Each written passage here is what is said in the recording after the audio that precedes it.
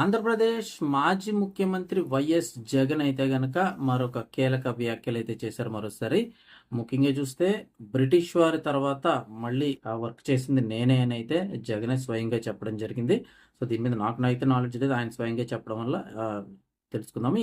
దీనిపై మీ అభిప్రాయాన్ని కూడా కామెంట్ సెక్షన్లో తెలియజేయండి. అసలు విషయం ఏమిటి అంటే కనుక బ్రిటిష్ వాళ్ళు ఎప్పుడో 1923లో అయితే కనుక భూ సర్వే చేశారు. ఇక ఆ తరువాత అంటే అప్పటి నుంచి ఇప్పటి వరకు మరెవరు కూడా భూ సర్వే అయితే చేయలేదు. 2019లో మేము అధికారంలోకి వచ్చిన తర్వాత ఏపీలో సమగ్ర రీసర్వే చేశామని చెప్పేసి వైఎస్ జగన్ అయితే చెప్తున్నారు. ఆ మహాయజ్ఞాన్ని రాక్షసుల్లాగా అడ్డుకునేందుకు చంద్రబాబు అయితే కుట్రలు చేశారట మాజీ సీఎం జగన్ తెలిపారు. సర్వేలో 2 విమానాలు, 4 హెలికాప్టర్లు, అదేవిధంగా 200 డ్రోన్లు అయితే ఉపయోగించాం.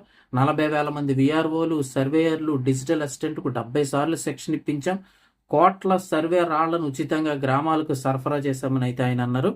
అలాగే అంటే ఆ సర్వే రాళ్ల మీద కూడా వివాదం ఉంది. ఆయన బొమ్మలు అయితే వేసుకున్నారు జగనన్న భూ సర్వే అని చెప్పేసి.